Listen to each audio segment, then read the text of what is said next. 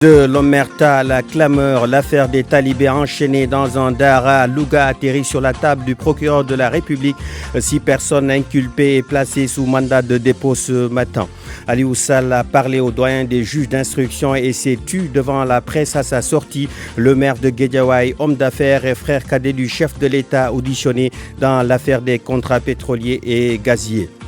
Une machine spectaculaire capable de calculer en une fraction de seconde.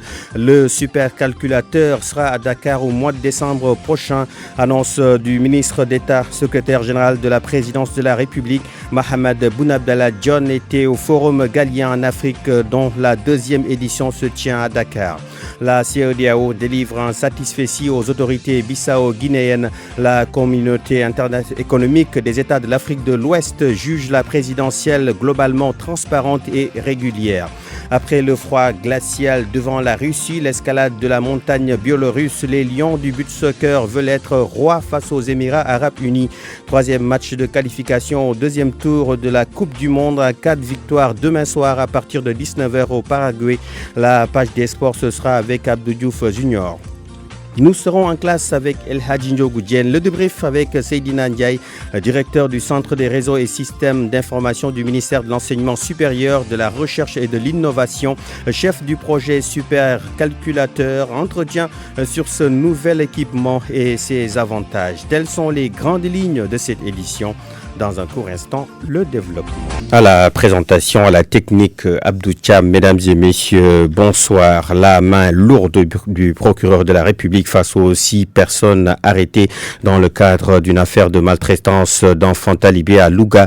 Un maître coranique avait enchaîné ses enfants, mais la justice a décidé de lui mettre des chaînes pour le conduire à la prison. Le procureur de la République a placé sous mandat de dépôt les 6 personnes impliquées. Décision prise ce matin, Abraham Poulpouy. Le maître coranique Cheikhouna Gueye Di Khadim a été placé sous mandat de dépôt vers 13h par le procureur. Il a été envoyé à la prison de Louga, en même temps que le soudeur qui fabriquait les monotes et 4 parents, dont 2 femmes. Le procès est fixé ce mercredi 27 novembre. Les mises en cause sont poursuivies pour maltraitance d'enfants proches. Parents, amis et autres maîtres coraniques de Louga sont venus nombreux au tribunal pour apporter leur soutien aux personnes arrêtées. Pour rappel, la gendarmerie de Koki avait ouvert une enquête après la diffusion d'images de talibés enchaînés par leurs maîtres coraniques, ce qui a amené les enquêteurs à arrêter 6 personnes le vendredi passé et de les présenter au procureur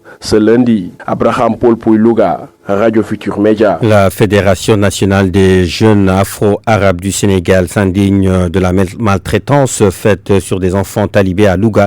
Son président demande à l'État de profiter de l'occasion pour mettre un terme définitivement à la souffrance des talibés. Selon El Hadji Bassirou Sow, l'association des maîtres coraniques a aussi sa part de responsabilité dans cette situation. Il est au micro d'Anna Rocha. Nous le condamnons avec vigueur. Nous n'aurions jamais pensé que de telles pratiques existaient dans ce pays. Cela nous inquiète et nous demandons à ce que justice soit faite. Sauf que nous constatons souvent pour des cas pareils, après les annonces de la part du gouvernement, les actes peinent à suivre.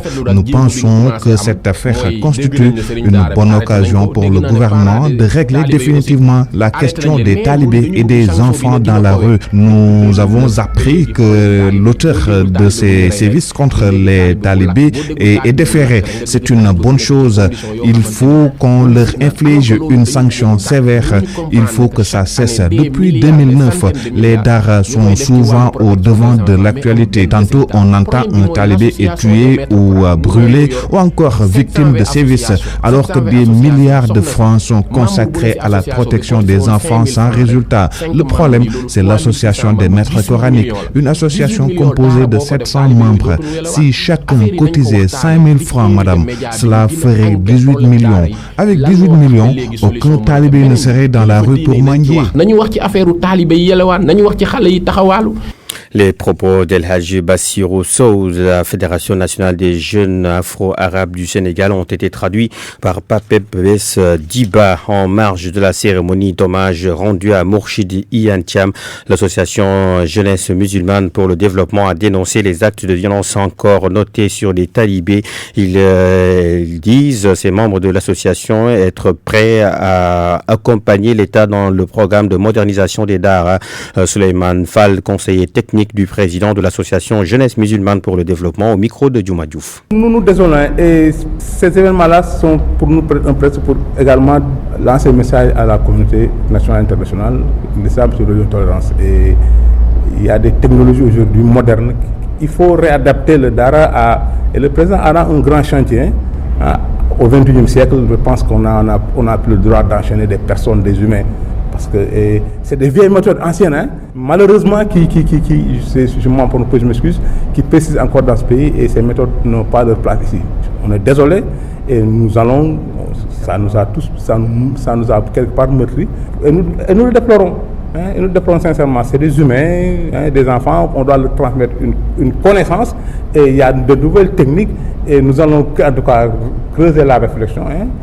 Et accompagner le président dans le cadre et dans le sens de la modernisation des Dara parce que nous pourrons dans ce sens amener notre maigre contribution en ce sens. Journée mondiale de lutte contre les violences faites aux femmes. Les acteurs s'impatientent pour le vote de la loi criminalisant le viol en prélude à la campagne de 16 jours de sensibilisation. Ils prônent, ces acteurs, la dénonciation des cas notés. Papa Balagui. Brisons la culture du silence, brisons la culture du viol, des messages forts portés à l'endroit des populations pour lutter contre les violences faites sur les femmes et les filles. Près de 700 victimes notées entre 2018 et 2019. Abi Diallo, présidente de l'association des juristes du Sénégal, ne cache pas sa déception face au retard noté dans l'application de la loi contre le viol. C'est que nous ne sommes pas encore satisfaits de la manière dont c'est appliqué ou des peines qui sont jusqu'à maintenant infligées. Mais ça, malheureusement, ce n'est pas de notre ressort. Également, nous déplorons ce désistement parce que ça également, c'est la résultante de la pesanteur sociale. Les pressions sociales, culturelles, de la sutura, du masla, etc., qui font que les victimes hésitent à déposer plainte, à dénoncer le fait ou à déposer plainte. Représentante du ministre de la Femme et de la Famille, Dr Fatou Ndiaye Dème prône la sensibilisation pour mieux accompagner le projet de loi. Elle est la directrice de la famille et de la protection des groupes vulnérables. À ce titre, nous avons réuni aujourd'hui les acteurs, c'est-à-dire les acteurs de la justice, la santé, la société civile et aussi des ministères sectoriels pour que nous puissions anticiper sur l'accompagnement de cette loi qui sous peu devra être votée. On compte vraiment aller au niveau des écoles pour la sensibilisation. 16 jours de campagne pour sensibiliser sur les méfaits des viols, l'AGS et les acteurs de la société civile attendent de l'État un durcissement des peines criminalisant le viol au Sénégal. Audition d'Aliou Sall ce matin face au doyen des juges Samba Sall, le maire de Guédiawaye, homme d'affaires et frère cadet du président de la République, est ressorti de son bureau, du bureau du doyen des juges sans piper mot concernant l'affaire Petro-Tim. Il dit donner sa langue au chat. Compte rendu Nafissatou Silla. Mais malheureusement, je ne peux rien dire. Et pourquoi? On aimerait bien savoir pourquoi. Vraiment, je ne peux pas. Vraiment. Motus et bouche cousue après plus de 3 heures d'audition dans le bureau du doyen des juges Samba Sall.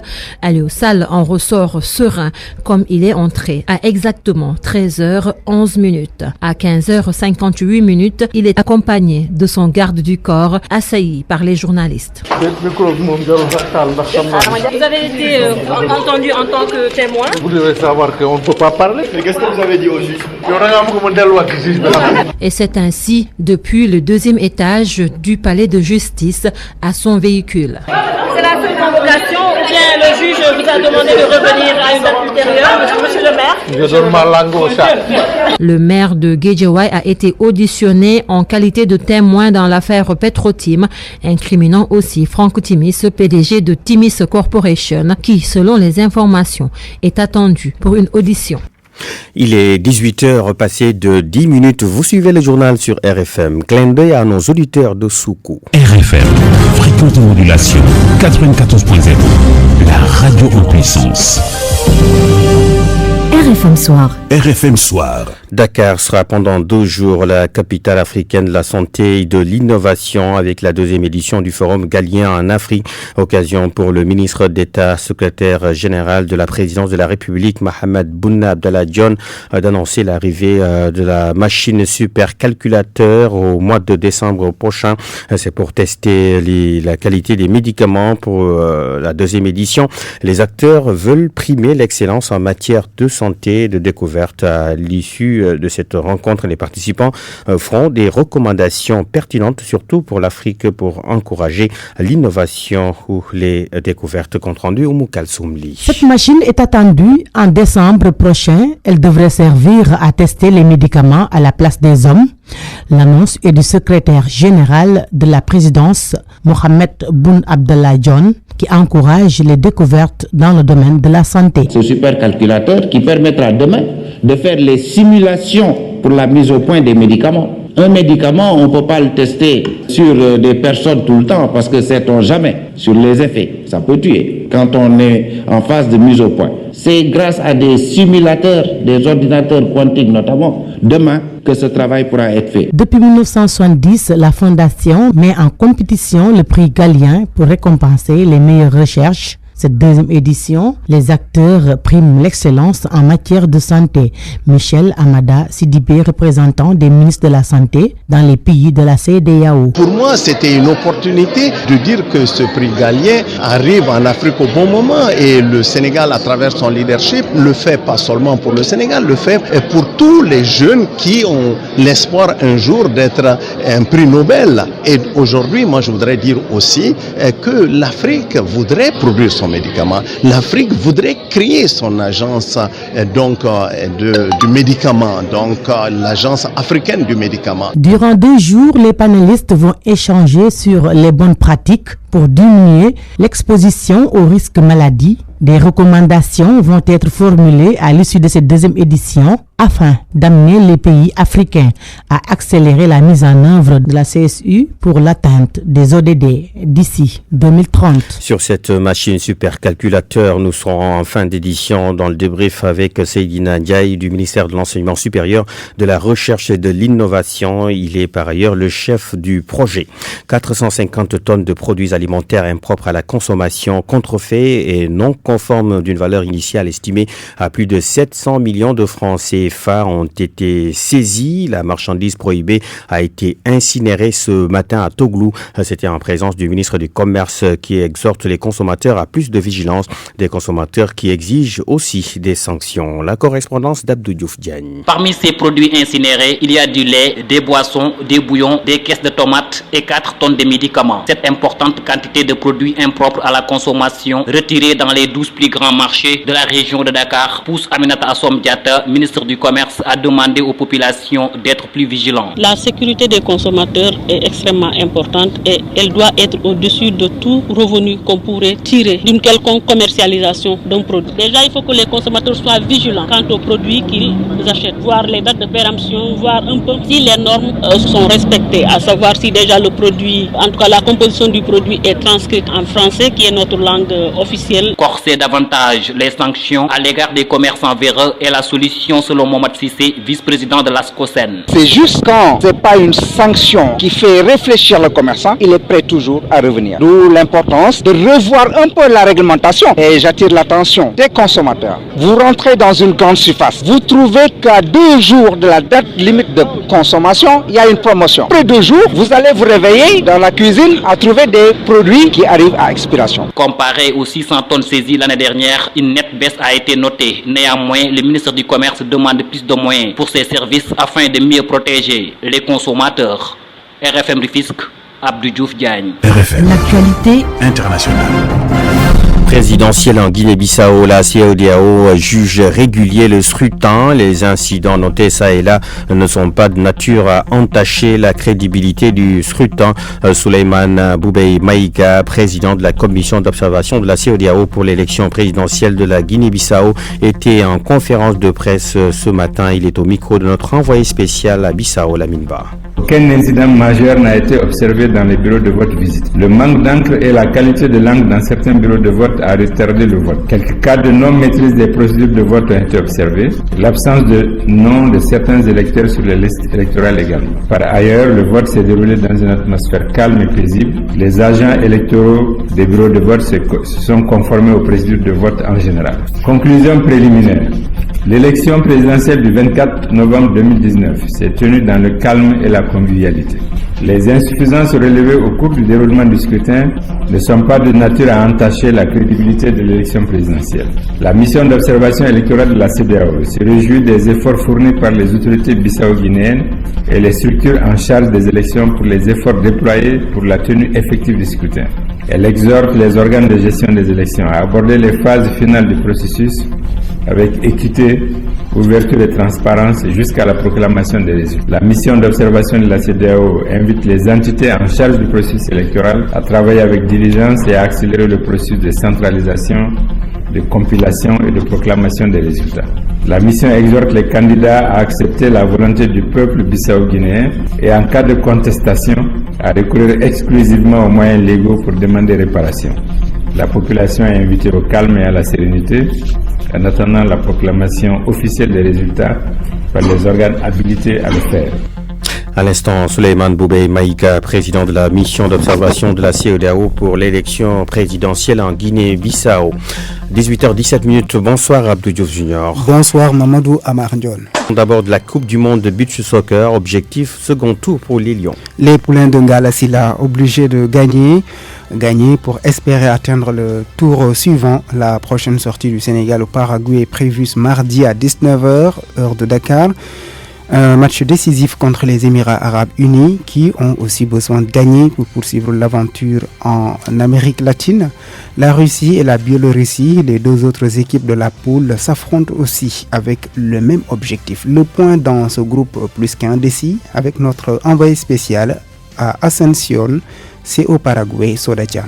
Le Sénégal se relance dans cette compétition. Les Lions du beach soccer ont trouvé le chemin des filets biélorusses à 7 reprises avec un quadruplé de Mamour Diagne qui permet au Sénégal de sortir dans le doute. En fait, c'est juste d'abord la concentration. Si malgré les matchs passés, on a perdu, mais aujourd'hui, c'est le groupe qui a fait le travail parce que les entraîneurs aussi, ils ont poussé pour devant les buts aussi, concentrer sur les buts aussi, pour santé à l'alhamdoulilah. Certes, c'est bien de fêter une victoire, mais les Lions du beach soccer ne veulent pas tomber dans l'euphorie, affirme Ahmad François Diouf. On dit alhamdoulilah. Maintenant, il faut oublier ce match-là et de se concentrer sur le match à venir parce que c'est une finale. Pour quelques minutes après, on va se concentrer sur le match contre l'Émirat arabe. L'engagement, la détermination, c'était tout.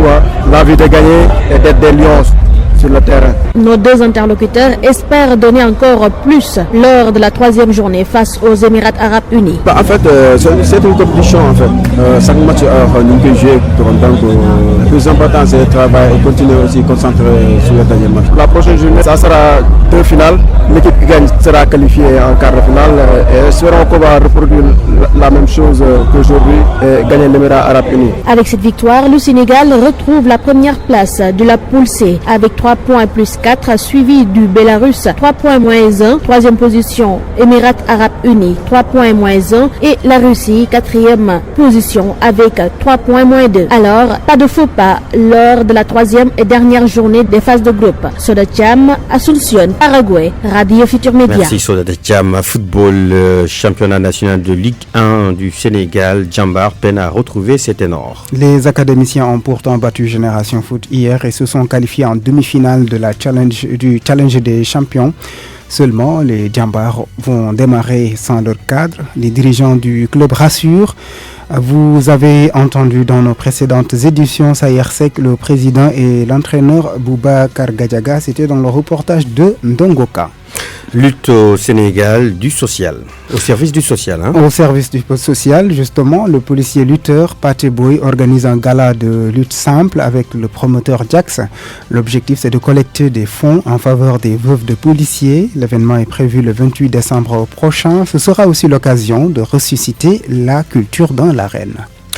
Abdou Diouf Junior, nous avons parlé de beach soccer, de football et de lutte. Vous avez été complet. Nous démarrons aujourd'hui un focus sur l'encadrement des élèves à domicile. Comment les parents assurent-ils le renforcement pédagogique de leurs enfants? Si certains font appel à un répétiteur, d'autres assurent eux-mêmes cet encadrement. Suivant le reportage de Abdou Diouf Diagne à Rufisque. Chaque soir, après le boulot, Cheikh Ahmed Tidiane Seck prend le relais des enseignants. À la maison, il veille personnellement au renforcement de capacité de ses enfants. Il y a moi et madame qui les après-midi prenons en charge les enfants pour des enseignements d'appui, des cours d'appui au niveau de la maison. Personnellement, c'est moi qui donne les exercices, c'est moi qui essaie de un peu les accompagner pour la compréhension complémentaire par rapport aux leçons qu'ils ont déjà fait en classe. Moustapha Djedjou, un autre parent d'élève, adopte la même stratégie car il veut être sûr que ses enfants maîtrisent bien leurs cours. Mais malheureusement, ceux qu'ils ont refusé au cours normal, c'est-à-dire une classe qui dépasse la cinquantaine, le soir encore c'est plus grave parce qu'ils prennent des élèves de différentes classes. Ceci dit, toi en évaluant le gosse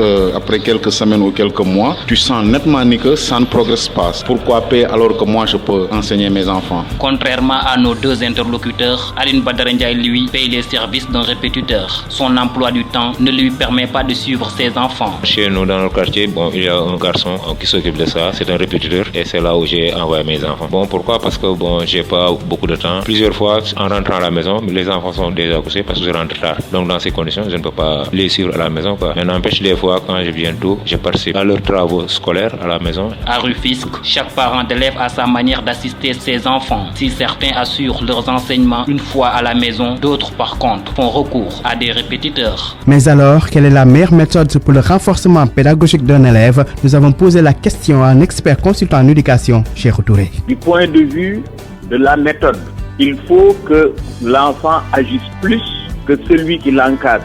C'est les méthodes actives. Et de ce point de vue-là, les supports à utiliser, dans l'idéal, c'est vraiment des supports visuels qui permettent un peu, tout en apprenant, de le faire par les trois canaux qu'on sait, c'est-à-dire le visuel, l'auditif et le kinésique. Maintenant, évitez donc de surcharger l'enfant, choisir des moments vraiment où l'enfant est bien reposé et aussi du point de vue de la méthode pédagogique, faire agir l'enfant beaucoup plus que l'enseignant lui-même. Et puis, dans la rubrique découverte, nous vous présentons aujourd'hui l'école élémentaire Kairendao située dans le département de Mbacké. Cet établissement est confronté à des difficultés comme un manque de matériel et de table-banc, nous dit Mariam Diop. Créée en 1999 dans le village de Kairendao, l'école Kairendao 2 grandit en toute beauté. L'établissement très apprécié par ceux qui le fréquentent. Dès l'entrée, les espaces verts et les allées en pavé offrent un beau décor. Salim Baye, enseignant, porte-parole de l'établissement. Tout ce qui a été fait ici à Kairendao, c'est grâce à El Hadji Adamo Diop et son équipe pédagogique et le village. Un comité qui est dynamique, déterminé. On avait 5 classes construites. Aujourd'hui, on est à 12 classes. La majorité des élèves viennent de la ville sainte de Touba. Leur déplacement est assuré par une dizaine de cars affrétés par l'administration de l'école. On est à 787 élèves, dont 29 de Kairendao. Donc les 760 et quelques viennent de Touba. On est à 13 villes qui font la navette chaque matin dans des conditions très difficiles, avec une route latéritique défectueuse. École d'excellence Kairendao se place parmi les meilleures écoles du département de Mbacké. De 2012 à 2019, on n'est jamais sorti dans les 5 premiers. Chaque année, on est classé dans les 5 premiers du département. Bien que des performances sont enregistrées, l'école fait face à d'énormes difficultés. Nous avons des problèmes de table-banc. Regardez les élèves. Ils sont assis 4-5 par table-banc. Dans l'école, il n'y a pas de matériel didactique. Vraiment, nous demandons une aide. Depuis sa création, l'école a déjà connu 4 directeurs. Merci à Mariam Diop et à Abdou Diouf Diagne. Merci beaucoup El Hadji Ndiogou Diène. 18h25, le débrief maintenant. Nous sommes en ligne avec Seydina Ndiaye. Bonsoir. Bonsoir. Vous êtes le directeur du Centre des réseaux et systèmes d'information au ministère de l'Enseignement supérieur, de la Recherche et de l'Innovation, également chef du projet Supercalculateur. Et quel est l'apport d'un tel appareil de manière globale? Merci pour votre appel. Donc, bonjour à tous. Donc, j'aimerais préciser qu'un supercalculateur, à l'heure actuelle, c'est une infrastructure en fait numérique qui permet d'avoir de très grands calculs, c'est-à-dire que il nous permet de faire des simulations pour par exemple la météo, pour tout ce qui est dans le domaine de l'agriculture. C'est utile également dans tout ce qui est développement industriel.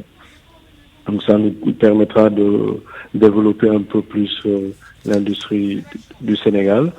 Et dans tout ce qui est médical également, biologie, etc. Donc dans tout ce qui nécessite l'utilisation d'une infrastructure numérique, donc du calcul numérique. Très bien. Des simulations vont être faites grâce à cet appareil. Un avantage quand on sait que ces simulations se faisaient sur des êtres humains, n'est-ce pas? Voilà, par exemple, ça pouvait être utilisé dans le domaine du médical. Donc, au lieu de faire des simulations sur les êtres humains, de faire d'abord certaines simulations de façon numérique. Ce qu'il faut savoir, c'est que le supercalculateur qui doit venir au Sénégal très bientôt a une puissance de calcul de 536 teraflops. Donc, pour que vous ayez une grande idée, un teraflop, c'est 1000 milliards de calculs à la seconde. C'est donc extraordinaire. Voilà. Et plusieurs secteurs sont touchés, vous l'avez dit tout à l'heure, l'agriculture, d'autres domaines également, mais la santé avec les médicaments qui vont pouvoir être testés pour éviter les problèmes de santé publique qu'on connaît déjà avec la contrefaçon et les médicaments de la rue. Tout à fait. Donc, comme je le disais tout à l'heure, en fait, un certain nombre de domaines liés au PSE pourront être appuyés grâce à cette infrastructure technologique, donc notamment dans le secteur du médicament, comme vous le dites. Très bien. Merci beaucoup, Seydina Ndiaye. Je vous en prie. Je rappelle que vous êtes le directeur du Centre des réseaux et systèmes d'information au ministère de l'Enseignement supérieur, de la Recherche et de l'Innovation, chef du projet Supercalculateur. 18h28, c'est la fin de cette édition. Le rappel des principales lignes qui l'ont constituée. De l'omerta à la clameur, l'affaire des talibés enchaînés dans un dara à Louga atterrit sur la table du procureur de la République. 6 personnes inculpées et placées sous mandat de dépôt ce matin. Aliou Sall a parlé au doyen des juges d'instruction et s'est tu devant la presse à sa sortie. Le maire de Guédiawaye, homme d'affaires et frère cadet du chef de l'État, auditionné dans l'affaire des contrats pétroliers et gaziers. Une machine spectaculaire capable de calculer en une fraction de seconde. Le supercalculateur sera à Dakar au mois de décembre prochain. Annonce du ministre d'État, secrétaire général de la présidence de la République. Mohamed Boun Abdallah Dionne était au Forum Galien en Afrique dont la 2e édition se tient à Dakar. La CEDEAO délivre un satisfecit aux autorités bissau-guinéennes. La communauté économique des États de l'Afrique de l'Ouest juge la présidentielle globalement transparente et régulière. Après le froid glacial devant la Russie, l'escalade de la montagne biélorusse, les Lions du beach soccer veulent être rois face aux Émirats arabes unis. 3e match de qualification en quart de finale de la Coupe du Monde en 4 victoires. Demain soir à partir de 19h au Paraguay. La page des sports, c'était avec Abdou Diouf Junior. Nous étions en classe avec El Hadji Ndiogoudiel. Le débrief à l'instant avec Seydina Ndiaye, directeur du Centre des réseaux et systèmes d'information du ministère de la Santé et du ministère de l'Enseignement supérieur, de la Recherche et de l'Innovation, chef du projet Supercalculateur. Entretien sur ce nouvel équipement et ses avantages. Cette édition a été mise en onde par Abdou Thiam, édition présentée par Mamadou Amar John.